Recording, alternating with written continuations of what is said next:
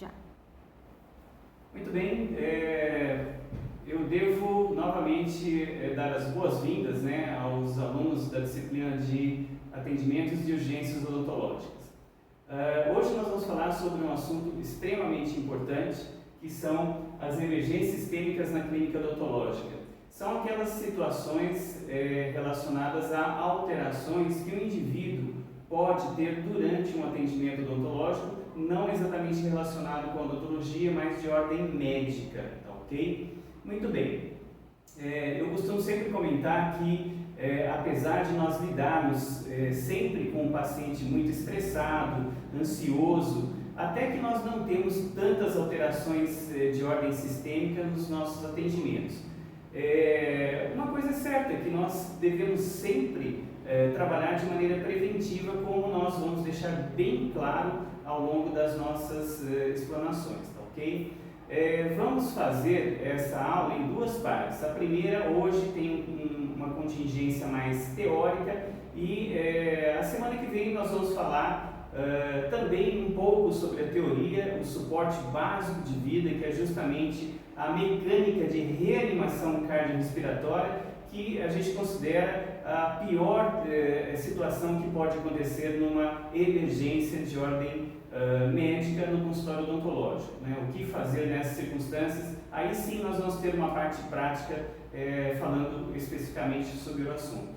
Bom, hoje nós vamos nos dedicar a situações de emergência médica na clínica odontológica, né? Que conceitualmente são colocadas como incidentes que ameaçam não só o ato operatório, a emergência em si, mas a própria vida do paciente. Então esta é a diferença primordial entre a emergência e a urgência. A emergência faz com que, ao final, o paciente esteja em risco de vida, tá? Já a urgência não, embora na grande maioria das vezes a gente precisa tratar o mais brevemente possível esse indivíduo, ele não corre essencialmente em risco de vida. Esta é a diferença primordial entre essas duas situações, a emergência e a urgência. Muito bem, por que nós devemos dar mais atenção a essas situações hoje em dia, né, no nosso consultório? Essa pesquisa feita em 91 dá exatamente por Vasquez e Luna os motivos que fazem com que haja um aumento da possibilidade de emergências no consultório. E quais seriam esses motivos? Essencialmente, nós estamos cada vez mais atendendo uma população mais idosa. Então, antigamente era muito difícil atender um paciente com 70, 80, 90 anos dentro do consultório. Hoje é relativamente comum. Nós temos uma população com uma expectativa de vida cada vez mais alta, precisando de atendimentos odontológicos e muitos deles procurando não só a parte funcional, mas até estética também, com 80, 90 anos de idade. O aumento das doenças crônicas associadas. É óbvio, à medida que nós nos envelhecemos, nós temos outras doenças crônicas associadas que exigem regimes terapêuticos múltiplos, né? Muitas vezes nós atendemos pacientes que estão bem de saúde naquele momento por conta de muitos medicamentos que estão tomando. Então, nós temos que fazer, né, um histórico médico desse indivíduo antes de fazer qualquer tipo de atendimento. Muitos desses pacientes estão fazendo diálise, muitos imunossuprimidos, até transplantados. Então, esses indivíduos merecem especialmente nossa atenção porque são maiores candidatos a desenvolver urgências ou emergências médicas durante um atendimento dentário. Muito bem. Esse livro do Stanley Malamed, né, o Manual de Anestesia Local, ele traz um capítulo que fala a respeito das situações de urgência e emergência médica, né? É de 93, foi bem interessante o trabalho, ele mandou questionários para vários dentistas, na verdade, mais de 4.300 dentistas entrevistados através de questionários, e eles relataram mais de 30.600 situações de urgência e emergência ao longo de 10 anos de trabalho. E ele pôde tabular quais foram as emergências mais comuns. E dentro dessas situações aqui de 30.600, mais de 50% delas estiveram relacionadas com alterações de consciência, que nós vamos nos dedicar justamente a elas, tá? A lipotímia é síncope, né? Os assuntos que nós vamos retratar já já. Depois vem alergias, angina, hipotensão, são situações com uma incidência muito inferior. Portanto, nós devemos levar em consideração que são realmente as alterações de consciência as mais comuns, mesmo porque as outras situações podem, num último instante, levar o indivíduo a uma parada cardiorrespiratória, tá? É comum isso? Não, não é. Mas aí nós temos que lançar mão do suporte básico de vida, assunto que nós vamos nos dedicar na semana que vem, tá ok? Hoje, especialmente, vamos falar a respeito das alterações de consciência, ou seja, a lipotímia e a síncope. Muito bem, isto é um fato. As alterações sistêmicas, elas são exacerbadas ou mesmo desencadeadas por fatores psicogênicos, ou seja, um paciente extremamente nervoso, tenso, ansioso, ele pode sim, por conta dessas alterações psíquicas, psicogênicas, desenvolver, né, alterações sistêmicas. Por isso, o controle da ansiedade é tão importante. Como é que a gente controla a ansiedade do indivíduo? Não só através da orientação verbal, mas eventualmente até com medicação ansiolítica. Por isso, o treinamento de identificar aqueles pacientes que podem desenvolver alterações sistêmicas por fatores psicogênicos é tão importante. A gente percebe um perfil de comportamento diferente nesses pacientes e eles, especialmente, precisam ter controle de ansiedade através de medicação antes de qualquer tipo de atendimento odontológico. Isso é extremamente importante. Bom, como é que a gente percebe esse perfil de paciente? Com certeza, através de um exame clínico muito bem feito e exames complementares. No exame clínico, eu vou fazer uma anamnese bem dirigida, atenciosa, não negligente. Eu tenho que ficar muito atento a qualquer tipo de alteração que a anamnese possa me indicar. Levantar a história médica pregressa, verificar os sinais vitais desse paciente, ou seja, aferir a sua pressão, verificar como é que está a sua frequência respiratória, o seu pulso e até a temperatura. Então, esses sinais vitais, ok, com certeza me dão um embasamento para ter um atendimento ok, odontológico também. E o perfil psicológico que a gente deve traçar, né? Muitas vezes esse próprio paciente acaba nos falando a respeito de comportamentos difíceis que ele tem durante atendimentos dentários pregressos, né? Então, esses pacientes muitas vezes vão precisar de medicação ansiolítica para dar suporte de calma, de tranquilidade para o nosso atendimento. Com dúvidas, exames complementares devem ser solicitados. Exames por imagem, de laboratório e aqui, avaliação do risco cirúrgico. Muitas vezes o paciente tem tantas alterações sistêmicas que só o suporte da área médica vão dar um reequilíbrio a esse indivíduo para fazer uma abordagem, principalmente uma abordagem cirúrgica odontológica, tá? Então, solicitar uma avaliação médica da condição atual sistêmica de um paciente acaba sendo importante para este perfil de indivíduo.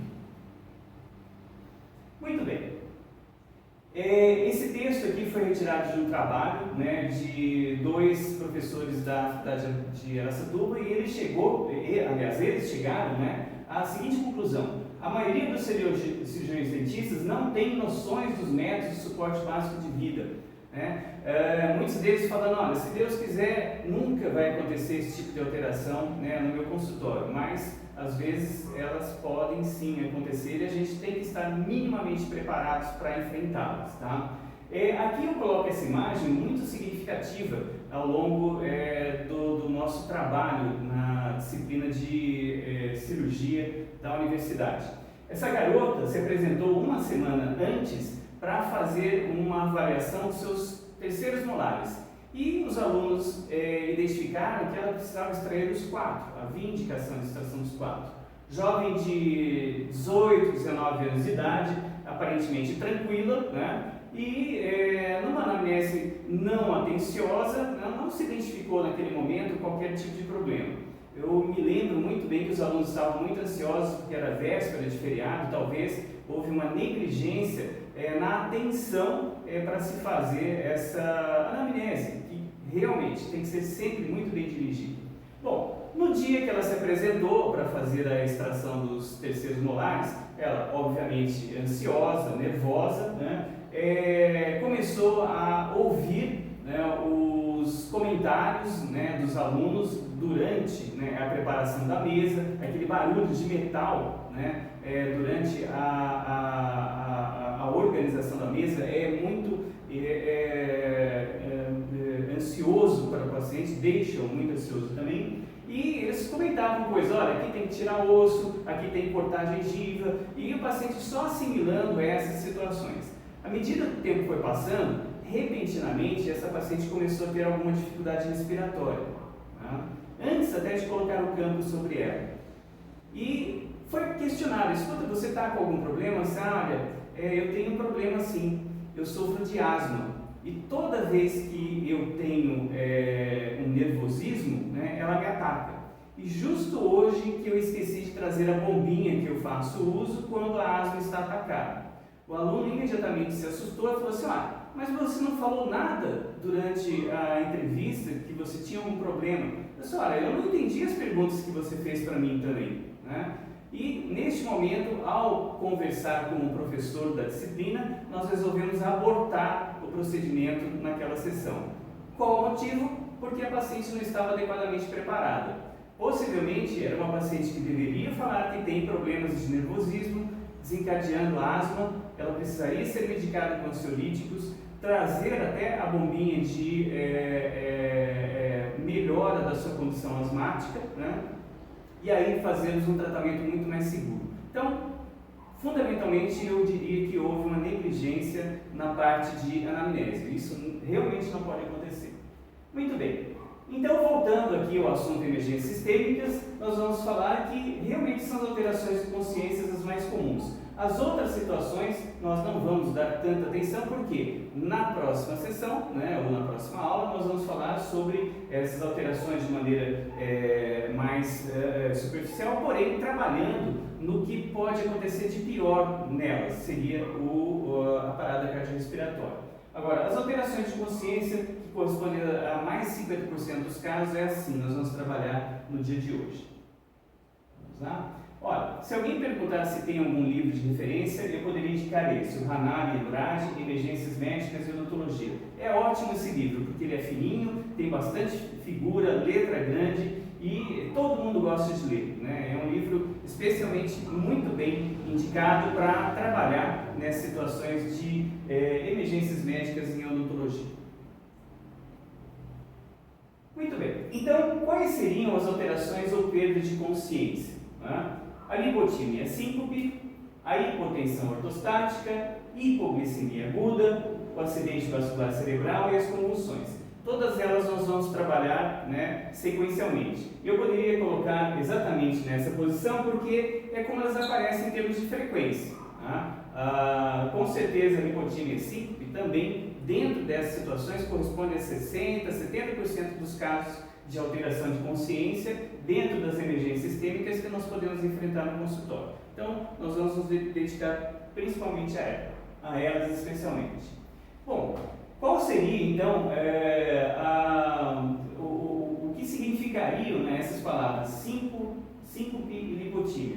Até alguns anos atrás eram colocadas como palavras sinônimas. Na verdade, elas depois disso foram diferenciadas entre si. Vamos falar primeiramente com respeito à lipotímia.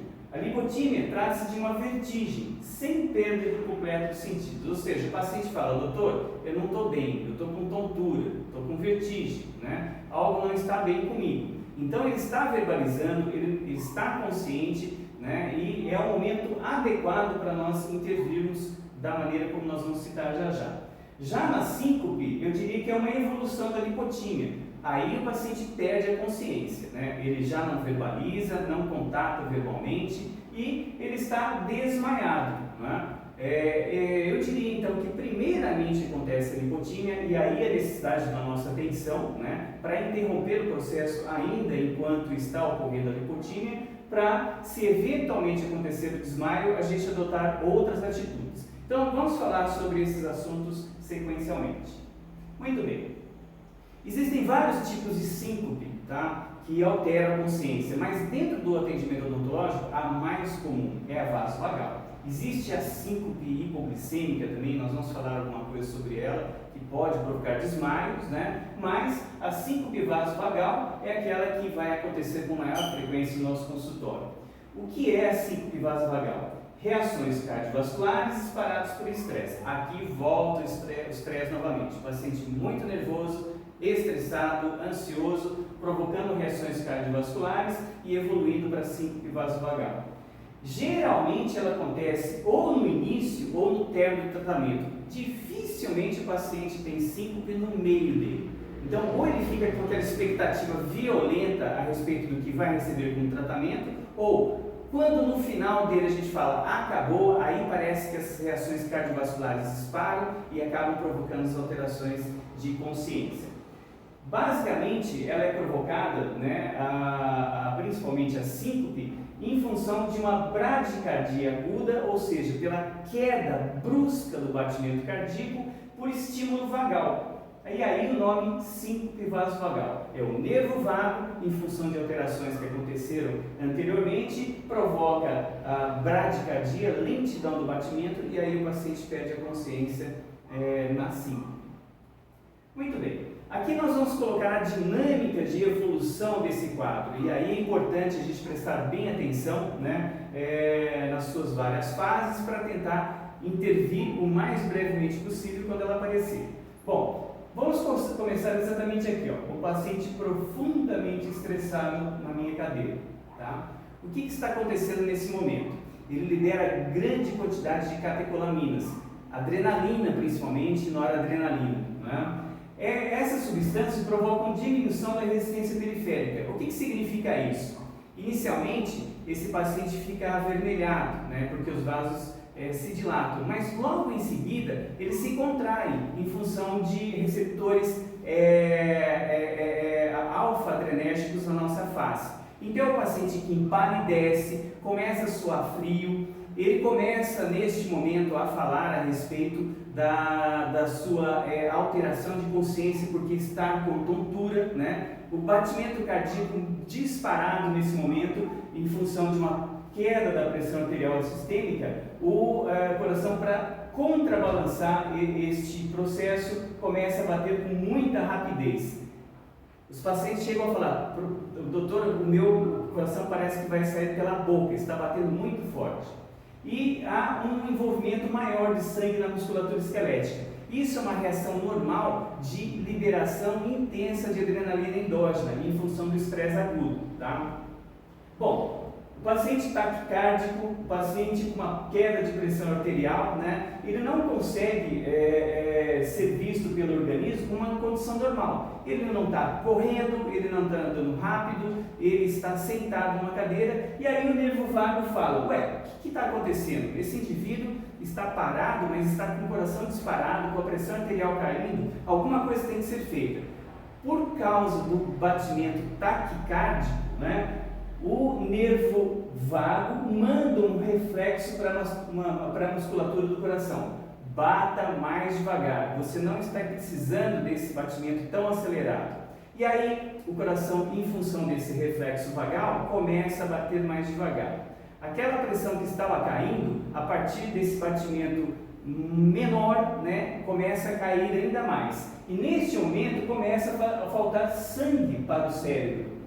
Em função de uma queda da pressão arterial, de um coração batendo mais fraco por reflexo vagal, diminui a circulação sanguínea cerebral. E nesse momento o paciente, apaga. Tá? Aí nós temos o paciente em síncope vasovagal.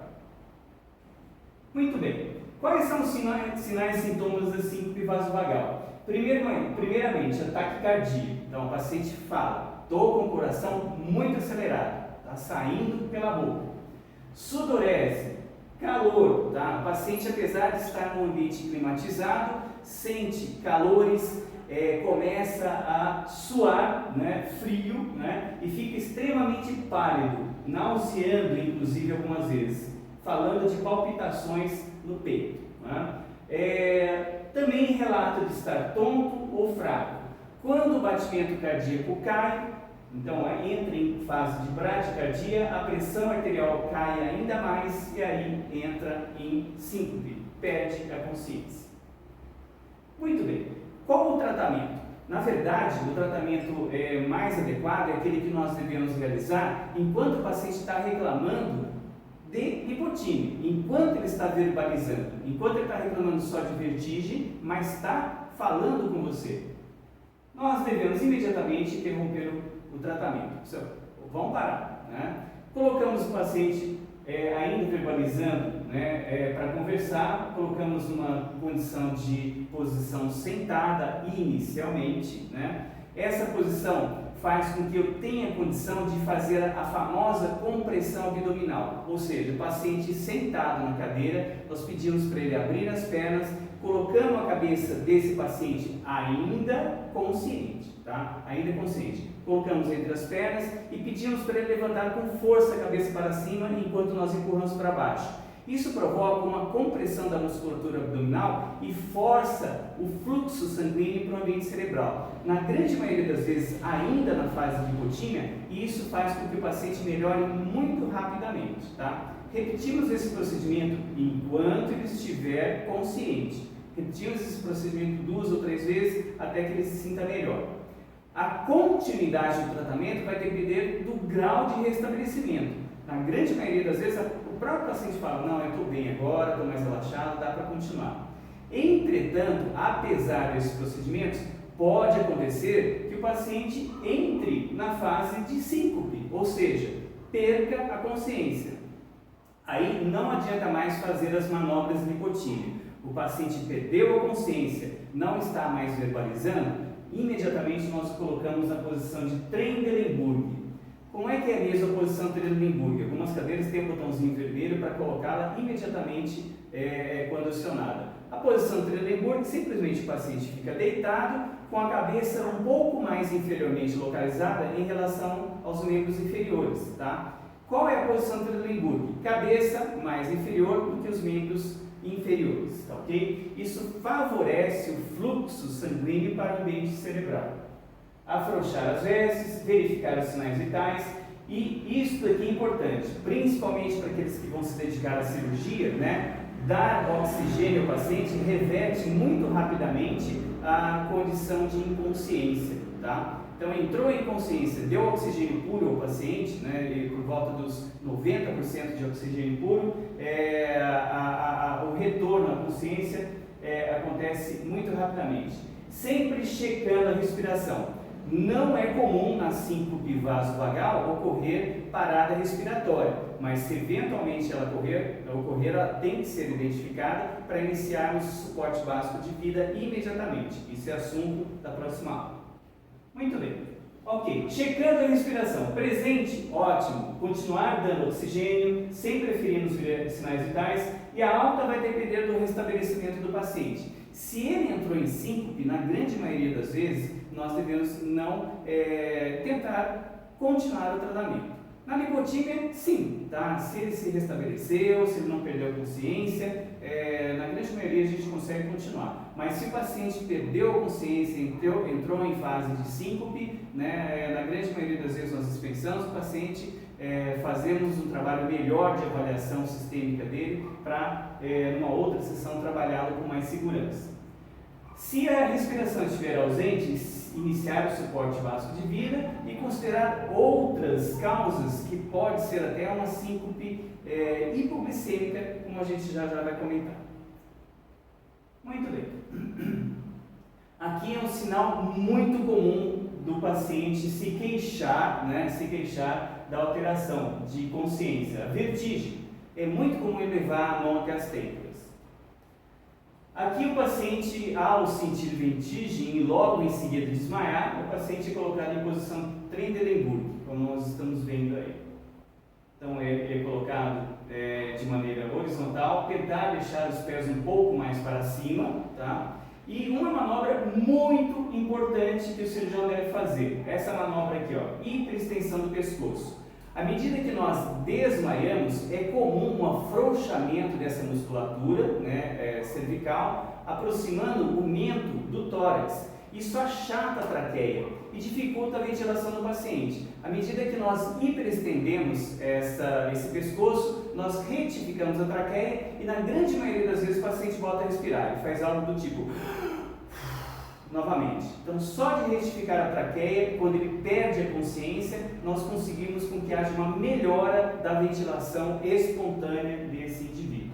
Então, essa é a manobra de hiperextensão do pescoço.